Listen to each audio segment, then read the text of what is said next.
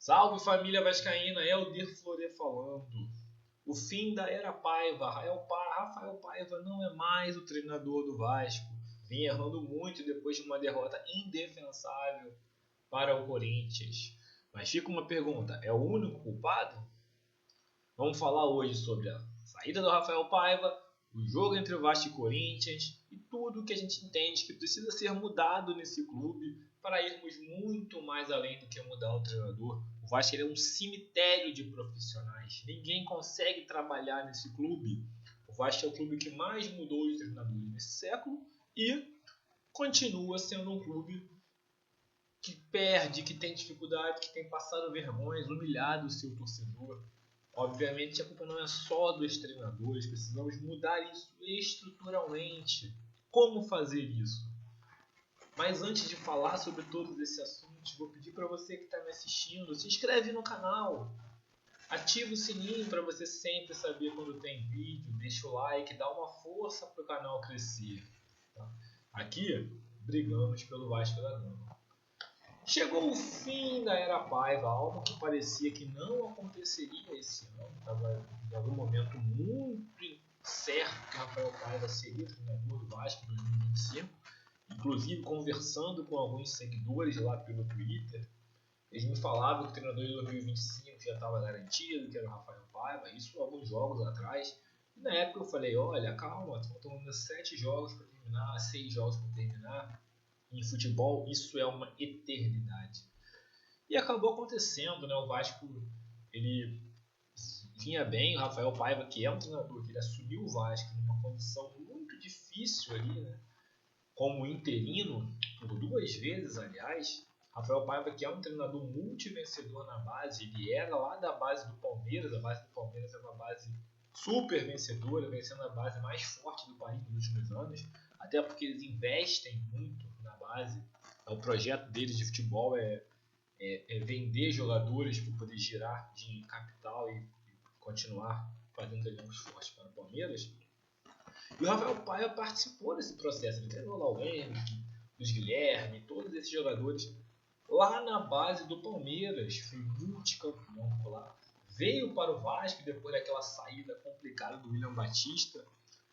Depois de ter feito uma péssima copinha, o Rafael Paiva ele veio para subir o time sub-20 e teve resultados fantásticos. Ele não perdeu nenhum jogo comandando o sub-20 do Vasco.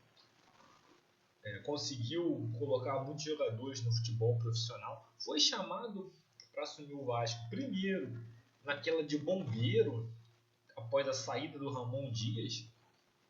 Ele ali dirigiu o Vasco em 3 jogos, 4 jogos, se não me engano.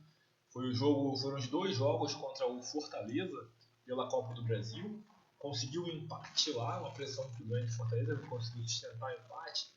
Aqui em São Januário, um jogo muito difícil lá e cá, o Vasco virou, revirou, tomou virada, foi para os pênaltis e passando nos pênaltis. Na época foi uma zebra, ninguém esperava o Vasco classificado. Fortaleza era muito favorito, né? O Vasco vinha daquela péssima fase lá final do Ramon Dias e ganhou do Vitória. Foi a primeira vitória do Vasco no campeonato, foi uma vitória sobre o Vitória em São Januário já, ainda com o Rafael Paiva lá na primeira passagem. O Rafael Paiva saiu, pegou o Vasco na zona de rebaixamento, tirou o Vasco da zona de rebaixamento nessa primeira passagem, e aí veio o Álvaro Pacheco, que ficou 4 jogos terríveis, totalmente fora da casinha, escalações toscas, e foi demitido depois de uma das piores derrotas da história do Vasco, pela goleada de 6-1 para o rival. E aí voltou o Rafael Paiva novamente como interino, e novamente conseguindo resultados, foi escalando, foi ganhando jogos, foi passando na Copa do Brasil, com um pouco de sorte, com certeza, um pouco de sorte, um pouco ali com o talento do Léo Jardim, com os gols do Verratti, mas foi passando. O Vasco não era favorito contra o Atlético Paranaense, não era favorito contra o Fortaleza antes, eu falei, né? E foi passando e chegou numa semifinal ali de uma maneira um pouco surpreendente. Conseguiu fazer jogos duros contra o Atlético Mineiro, acabou sendo eliminado por falta de elenco, já numa reta final de Rafael Paiva. No Brasileiro, de novo nessa segunda passagem, ele pegou o Vasco na zona de rebaixamento, conseguiu ganhar vários jogos de sequência, chegou a fazer 4 vitórias seguidas na Série A, que é algo que o Vasco não não fazia desde 2017, naquele time lá com o Zé Ricardo que chegou na Libertadores, na classe de Copa Libertadores, né?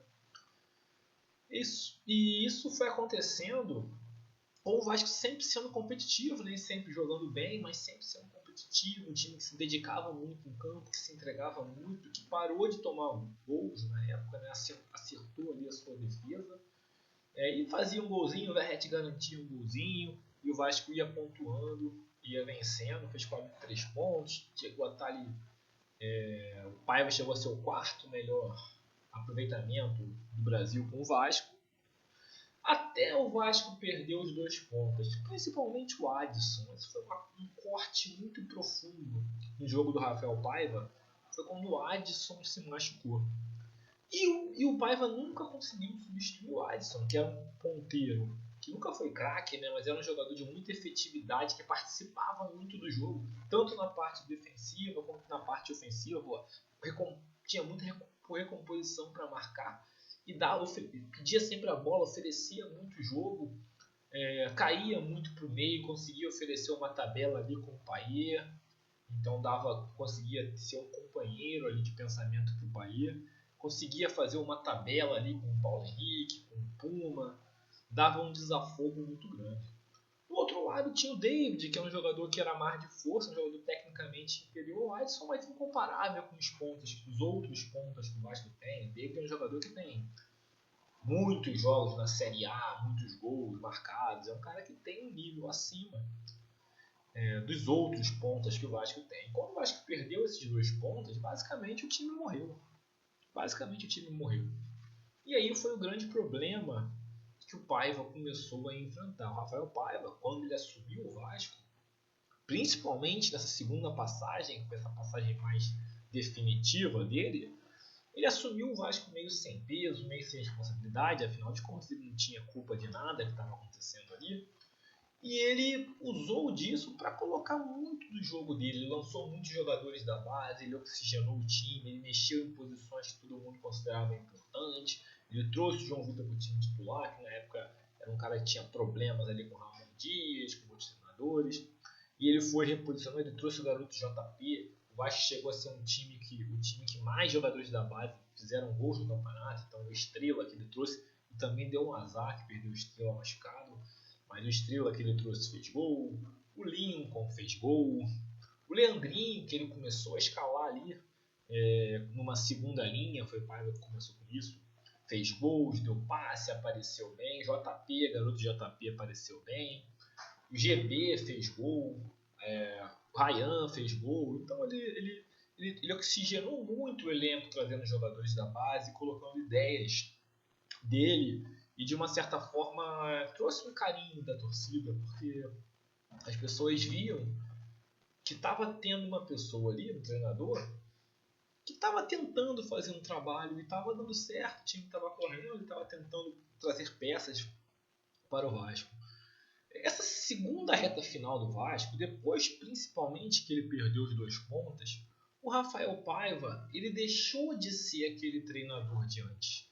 Primeiro, ele tentou mudar um pouco a plataforma de jogo, ele começou a botar... Ele tinha uma coisa com o Paiva de que o Vasco sempre jogava mal no primeiro tempo e melhorava no segundo tempo. E ele sempre falava nas coletivas que ele queria um time mais propositivo, que buscasse mais o gol. De uma certa forma ele tentou fazer isso, e eu acho que de maneira errada. Acabou fazendo de maneira errada. Quando ele perde os 2 pontas, ele tenta recompor colocando os pontas que o Vasco tinha, né, o Jean Davi, o Emerson Rodrigues, jogadores de um nível muito abaixo do David e do Adson. Em um momento ele consegue manter os resultados de campo, mesmo com um desempenho já do time muito inferior. O Vasco começou a jogar mal muitas vezes, mas ainda estava mantendo os resultados com gols do Verratti, com uma outra grande atuação do Payet, e as coisas foram se mantendo, só que em algum momento, ninguém dá sorte sempre, né? Em algum momento aquele encanto acaba. E o encanto acabou. O Vasco, que tinha um time fraco e que piorou com as lesões, né, e que estava mantendo resultados, ele passou a não conseguir mais manter esses resultados. E aí quando você tem um time fraco e que está perdendo, a confiança ela desaba. E se você tem um jogador fraco e que está sem confiança, você tem um time derrotado. O jogador ele sabe que ele não tem de onde tirar. E aí a confiança vai minando, aquilo vai sendo abalado. Isso abalou o próprio Rafael Paiva, que passou a ser um treinador diferente daquele treinador do começo. Aquele Rafael Paiva que botava jogador da base, que era um cara que jogava meio sem peso, assim, né? Fazia o jogo dele porque não tinha responsabilidade, passou a ser um cara com responsabilidade. Aquele cara que tinha um carinho da torcida passou a ser um dos culpados pelas derrotas. E aí o medo, ele vai te travando. E o Paiva começou a ficar de um treinador jovem e que surpreendia, ele passou a ser um treinador velho. E não digo velho de idade, obviamente, digo velho de ideias. Um cara que ficou muito conservador no seu plano de jogo, sempre jogando com 2 pontas, sem ter esses pontas. Aí, como tentou resolver um problema colocando um meio mais leve, porque estava realmente com um pouco de dificuldade ali com o Cambu, que são 2 volantes ok de marcação, mas que dão pouca saída, porque são jogadores mais pesados, menos móveis. Ele tentou resolver isso botando o Galdames, o Pablo Galdames, que é um cara que não se pode confiar.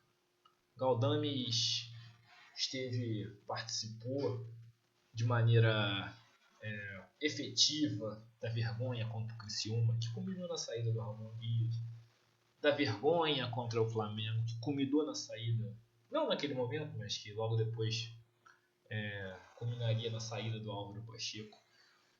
E esteve nessa reta final também com o Rafael Paiva, porque é um jogador que ele até te engana em algum momento, porque ele, tecnicamente ele não é horroroso. Só que ele é um cara displicente em campo e nada muda isso. Nada muda. Não adianta você achar que vai mudar. Não vai mudar. Isso é da índole do cara. E ele está sempre em campo andando. Ele está em campo lento. Ele está em campo desfocado. E quando você faz isso, quando você bota esse jogador em campo, você começa a matar uma das outras coisas que o Vasco tinha. Que era uma defesa que o Vasco tinha não, né? Que o Paiva fez um pouco isso no começo, que parou de tomar gols. Então ele perdeu aquilo. A defesa virou uma peneira e o ataque não produzia nada, com aquela dobra de laterais, porque são jogadores que não têm condição de fazer muita coisa, são laterais, não são pontas, são jogadores de 1 contra 1, de drible, não são isso. Se eles fossem, eles jogariam de ponta, né? Que é muito mais valorizado no mundo do futebol. O cara vai para lateral porque ele não tem essa valência. E tudo bem, mas como o Vasco não tinha pontas, e quando botava os pontas era Jean Davi péssimo, Emerson Rodrigues péssimo, ou então jogava Rossi péssimo, ou Maxime Domingues, que não é ponta, é um jogador que é de meio, né, e que nunca jogou na sua real posição. Também é algo que eu não entendo, né? Não estou nem dizendo que ele é bom ou que ele é ruim, mas eu quero o cara jogando no meio campo, não jogando na ponta, que é um problema. Trouxe um jogador, que é outro problema, trouxe um jogador errado. Né? Se queria substituir o Adson, trouxeram um volante. Não tem sentido nenhum. Mas o Paiva ele foi ficando refém disso, ele parou de usar a base, ele começou a usar a base só naqueles jogadores já batidos, Leandrinho, Ryan, não trouxe mais jogadores novos, não tentou coisas novas, e foi ficando ali, foi ficando foi ficando preso naquilo, e no final a gente viu, e nada vai me convencer, que os jogadores derrubaram o Paiva hoje. Aquilo que se viu no primeiro tempo não foi só um time ruim e que estava taticamente desorganizado. Isso também, mas foi além disso. Os jogadores não correram. Os jogadores não correram. Eles simplesmente largaram o jogo.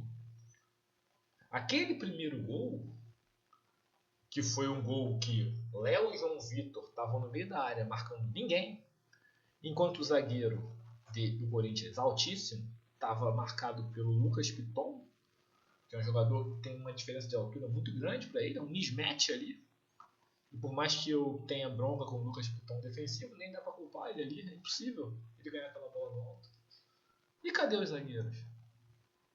E o Léo Jardim, que para mim é um melhor jogador do Vasco na temporada, no segundo gol, faz algo. Aliás, no primeiro e no segundo gol, ele faz coisas boçais ali. Pra mim, aquela bola do Garro no segundo gol era defensável. Era defensável. O Jardim comeu. Não foi frango, mas era defensável. E no primeiro gol, ele saiu bizarramente do gol, todo estranho, e gerou um escanteio. Escanteio que gerou um gol. Verrete, que é um dos principais jogadores do Vasco no ano, apagou. Ah, mas a bola não chega, com certeza não chega. Mas eu não vi aquele Verrete correndo, se esforçando. Não vi hoje. Eu não vi. O Paí é morto em campo. O Paí é morto em campo. Cadê se a bola não chega, cara? Corre, dá carrinho, se esforça. Mas não, o Vasco ele entrou entregue. E para mim, jogadores, não estou nem falando, nem estou falando que fizeram de sacanagem. Nem estou falando isso. Que fizeram de propósito. Mas no mínimo o ambiente interno estava tão ruim que os caras entraram sem motivação nenhuma. Entraram já sabendo que iam perder, que não tinha como ganhar e aceitaram a derrota. E a gente não tomou demais hoje porque o Corinthians tirou o pé. 3-0 o Corinthians tirou o pé. A gente tem que aceitar isso. Porque senão ele ganharia de 5-6. E aí o Rafael Paiva ele não tinha mais condição de continuar. Ele não mostrou variações táticas, ele parou de ousar, ele parou de tentar e ele perdeu o grupo. Os jogadores não confiam mais. Não tinha como ele continuar. E já tinha um desgaste, além de tudo, com a torcida. Então, a partir de agora, cada tropeço vai ser burro, xingamento, aquelas coisas. É difícil um trabalho prosperar assim. É um treinador que, apesar de tudo, no cômputo geral, ele coloca uma passagem positiva dele. A gente esperava lutar contra o rebaixamento, a gente está aí faltando 3 jogos fora dessa briga. Com grande chance de chegar na Sul-Americana. E chegamos numa semifinal de Copa do Brasil. Então o saldo ele ainda é positivo, tá na passagem. Porém, é um treinador que mostrou que não está pronto para esse desafio ainda. O que é normal, né? Ele tem muito que desenvolver, muito que aprender. Eu gostaria que ele ficasse no Vasco. Ou no Sub-20, ou melhor que no Sub-20, como membro da Comissão Técnica Permanente do Vasco. Ele poderia ficar como membro da Comissão Técnica Permanente. Sei que muita gente vai discordar de mim, vai me xingar, vai dizer que o cara é burro. Tudo bem. Respeito. Mas eu acho que ele poderia ficar ali aprendendo, vivendo com outros treinadores. Tá? Numa situação de emergência que precisa de um treinador interino, ele pode entrar em alguns jogos depois. E futuramente, se estiver mais preparado, assumir o Vasco. Ou então até voltar para o Sub-20. Eu acho que voltar para o Sub-20 pode ser um passo muito anterior para ele. Mas eu acho que ele poderia ficar membro da Comissão Técnica Permanente. Enfim, isso é uma decisão que a direção tem que tomar. E aqui é que vai meu outro ponto. Entre todos os culpados pelo que o Vasco vive hoje, alguém consegue apontar o Rafael Paiva como o maior culpado? Acho que não. Não foi o Paiva que transformou o Vasco nisso. Acho que não. E se ele não é o maior culpado, ele não pode ser o único a pagar. Ou então não estão querendo consertar o problema do Vasco. Estão querendo tirar da reta a sua própria responsabilidade. O Vasco ele é um clube hoje débil em vários fatores. O problema do Vasco não se resolve com mera troca de treinador, mesmo quando essa troca de treinador é necessária. Mas não adianta a gente mudar o treinador para ganhar uma validade de 6 meses. E daqui a 6 meses está tendo que mudar o treinador de novo. A gente precisa de um trabalho contínuo, como faz o Fortaleza. Não adianta a gente elogiar o Fortaleza e agir diferente e achar que eles estão conseguindo na sorte. Não, eles estão conseguindo porque eles têm boas atitudes. Então vamos ter boas atitudes também. Precisamos de um treinador que faça um trabalho de longo prazo. Como faz o Abel Ferreira no Palmeiras. E esse treinador, ele tem que ser suportado nas vitórias, nas derrotas, porque não está se pensando naquele momento, mas no longo prazo. Para isso é preciso confiar nesse treinador. Se confia no Vojvoda no Fortaleza, mesmo se ele entrar numa fase ruim, ninguém vai dizer que ele é ruim. As pessoas vão manter porque sabe que ele vai reverter aquela fase. A gente precisa chegar nesse ponto. Só que a gente nunca vai chegar nesse ponto se a gente não der condições mínimas de trabalho para o treinador. Porque qualquer treinador que chegar no Vasco hoje, ele vai ser minado. Ele vai ser destruído. Ele vai ter as energias dele sugadas. Até virar um cara que ele mesmo está querendo sair porque ele já não aguenta mais. Tu vem para o Vasco trabalhar numa estrutura, eu estou falando de estrutura física, de time pequeno. Você vem para o Vasco para trabalhar no elenco de time médio, mas com uma cobrança de time grande. Não é compatível. Não é compatível. E aí ninguém quer. O cara prefere trabalhar num time menor, que ele vai ter a mesma estrutura, o mesmo elenco, mas não vai ter a mesma cobrança. O cara não quer virar culpado. O Vasco hoje ele é uma marca e uma torcida.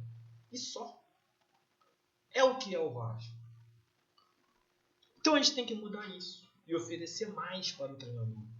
E eu vou elencar aqui alguns pontos. A preparação física do Vasco é boa?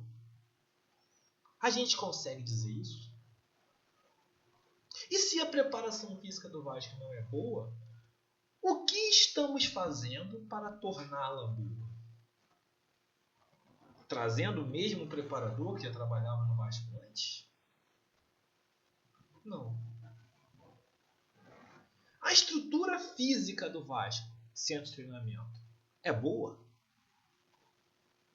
Não. E o que estamos fazendo para mudar isso? Passamos anos com a 777 e não movemos quase nenhuma palha do CT. O Pedrinho, nosso presidente, está pensando em melhorar o CT? Como? Ouvi notícias de um possível aproveitamento de lei de incentivo fiscal. Isso procede? Isso é real? Precisamos saber disso. O scout do Vasco, aqueles caras que vão lá, que buscam o mercado, é bom? Se esse scout do Vasco ele não é bom, o que estamos fazendo para mudar isso? Do scout do Vasco antigo para o scout atual, chegaram duas pessoas. Isso foi o que foi falado aí nas redes sociais esses dias. O auxiliar técnico do Felipe, que trabalhava com ele no Bangu. O outro, o que é o Red Scout, era um scout que era do Flamengo. Eu não consigo dizer se esse scout do Flamengo era bom, porque o Flamengo não usa scout, cara. Eles têm dinheiro, eles vão lá, pegam o cara que tem o que eles querem e contratam. Não estou falando mal do cara, não conheço. Também não estou falando mal do auxiliar do Felipe, do Bangu, não conheço. Porém, o auxiliar do Felipe no Bangu foi contratado porque ele era bom ou porque ele era amigo do Felipe? Entende como essas coisas sempre geram suspeitas e por isso não devem ser feitas? Vamos além. Vamos além. Felipe é competente para ser o diretor técnico do Vasco? Ou está lá só porque é amigo do Pedrinho? Ou está lá só porque foi um dos maiores ídolos e é um dos maiores ídolos da história do Vasco? Ótimo. Amo o Felipe. Mas ele tem qualificação para estar no cargo que ele está? Estou perguntando. Se ele não tem essa qualificação, por que ele está lá? E vamos mais. E vamos além disso. O mental do Vasco é um mental de time grande? Ou é um time derrotado? É um elenco de jogadores derrotados? Se nosso elenco é de derrotados e é uma cabeça de time pequeno, o que estamos fazendo para mudar isso? Não basta chegar no vestiário e dizer não se negocia a derrota, a forma como se joga. Porque isso tem duração de 3, 4 jogos. O que fica perene é um trabalho mental. Isso vai até além. Isso vai na contratação do jogador. Quando você contrata o jogador, você tem que identificar o psicológico dele. Esse cara daqui, ele tem uma força mental suficiente para estar em um time grande, que busca coisas grandes, independente dos jogadores. A gente sempre tem que querer que o Vasco busque coisas grandes, mesmo se você não faça grandes investimentos. Mas o cara tem que ter um mental para suportar. Quando se contrata, pensa-se nisso? Qual é o projeto do futebol do Vasco? O Botafogo tem um projeto claro de futebol. Jogadores de força física, rápidos. E eles só contratam jogadores nesse perfil. O Palmeiras tem um projeto de futebol. Jogadores da base. Muito jogador da base. Para poder vender e fazer dinheiro. E por isso eles investem muito na base. Qual é o projeto de futebol do Vasco? Um jogador como Jean Davi. Um jogador baixinho. E eu não estou nem falando pela altura. Porque tem jogadores baixos aí que jogam no futebol brasileiro, como o Soteldo. Vai além. O cara não tem intensidade para suportar nosso futebol. Esse é o nosso projeto de futebol? Contratar um cara para substituir o Adson, ponta, como o Maxime do Mensi, gastou 10 milhões de reais, sendo que o cara é volante? Esse é o nosso projeto de futebol? Qual é o nosso projeto de futebol? Força física? Com qualidade, lógico, não vai contar só por força, mas um futebol de transição, de velocidade. Então vamos buscar jogadores nesse perfil, um futebol de qualidade técnica, então vamos buscar jogadores nesse perfil, um futebol de bola aérea, um futebol de defensivo. Qual é o nosso projeto de futebol? Estamos caminhando nesse projeto de futebol? Marcelo Santana, que veio do América de Natal e foi amigo do Pedrinho, curso de formação de treinadores lá da CBF. Marcelo Santana tem qualificação para ocupar essa função no Vasco?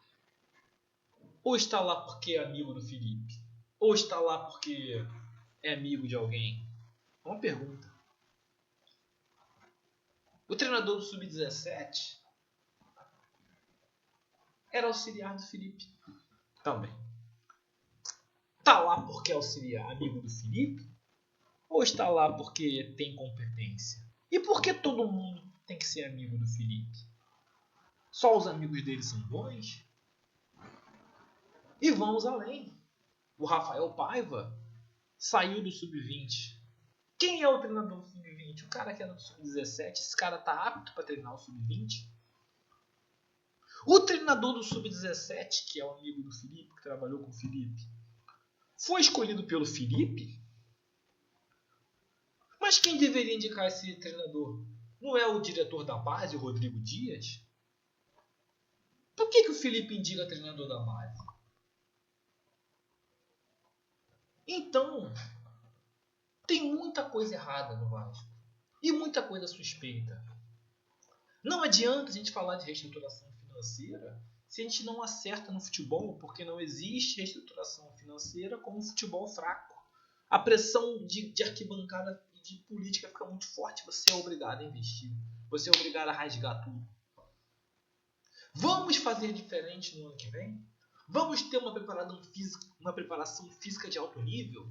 Vamos melhorar o centro de treinamento? Vamos contratar um elenco com um projeto esportivo de futebol, de jogadores bem escolhidos que tenham preparação física, mental forte e que formem um time competitivo, mesmo que não seja um time para ser campeão, beleza? Mas que não faça essa vergonha que foi feita hoje. Vamos trazer os melhores ou vamos trazer os amigos? O que é o Vasco? Vamos virar SAF de novo? Vamos vender? Ou vamos continuar como associativo? Mas mesmo se continuar, vamos profissionalizar ou vamos continuar no amadorismo?